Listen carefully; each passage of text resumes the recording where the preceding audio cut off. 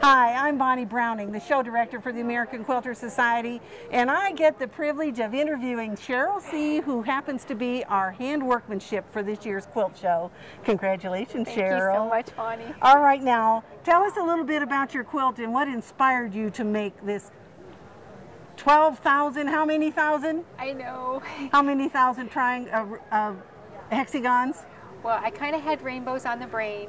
My stepfather had just died and rainbows were symbolic, and I was lying in bed trying to think of my next quilt, and rainbows kind of came up. I'd made another hexagon quilt before, and I wanted to make a hexagon quilt that didn't look like grandmother's flower garden. So I started thinking, I was lying in bed and I kept running up and thinking of something else, and I thought of a star that I could put the points together and make it confuse people until they got closer. Okay, and how many hexagons are in here? There's 12,256 hexagons, and there's well over 1,000 applique circles and ovals, and they all coordinate around the whole star as far as the color. Well, it's amazing. All right, now, how long, everyone's going to want to know, how long did it take to make this quilt? 3.5 years. And did you hand sew or machine sew? There's not a machine stitch on it. The hand piecing took 2 years, 9 months. The quilting was the easiest part, that was 4 months. And then the back was 6 additional months, which wasn't as exciting, but it's a reversible quilt. All right. Want to see it? All right, now I'm going to lift up the corner so we can talk a little bit about the back. That corner has a label. All right, now please tell us what you've done here. Oh my goodness. This was inspired by Miss Joan Smith, who had won Best of Show before with Mother Earth and Her Children, and I always give her credit for the inspiration. And it was basically to disguise my quilting stitches. She had done embroidery. I had also decided I'm going to do an actual design and did some bias strips there, so no one can critique my quilting.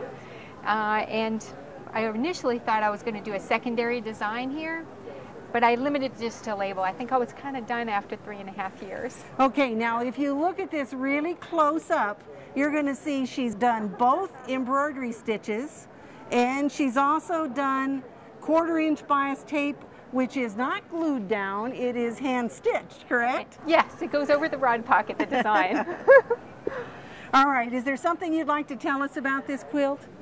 It's kind of like Where's Waldo, and I was begging and borrowing fabric from every source I could get, so I have lots of friends, especially in the orange and purple sections, that had donated. But I'm a hygienist, my main job and my part-time job, and so this symbolizes my hygiene career and my patients. Some of my patients have donated some fabric. They donated this line, which was a large part of my inspiration.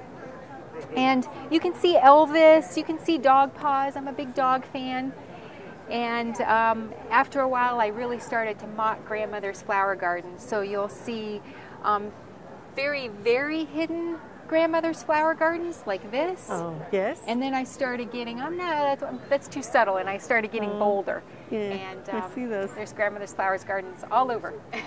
All right, now just tell me, what is it like to be a big winner at AQS? It is surreal and euphoric and amazing, and I'm still shaky. Well, will you tell me what you would advise quilters out there about entering a show like the AQS show? Oh, definitely do it. Have a vision, have a goal. When I initially did this and my mom and my best friend saw the center star, they thought I was crazy, and they said, just do a wall, it's okay, just do something small. And I said, no, I have this vision. And they're like, no. And I said, I want to get it in a museum, it needs to be a certain size. And I got my goal, it's in a museum, and people can enjoy it forever, long after I'm dead and gone. So that means your quilt's going to go to the museum collection. It is, and it is an honor. Well, you know, it's an honor for anyone to have their quilt in the National Quilt Museum of the United States of America, which we have here in Paducah. It's gorgeous, gorgeous. Well, congratulations, Cheryl. We're glad to have you here, and thank you for entering this beautiful quilt. Thank you, Bonnie.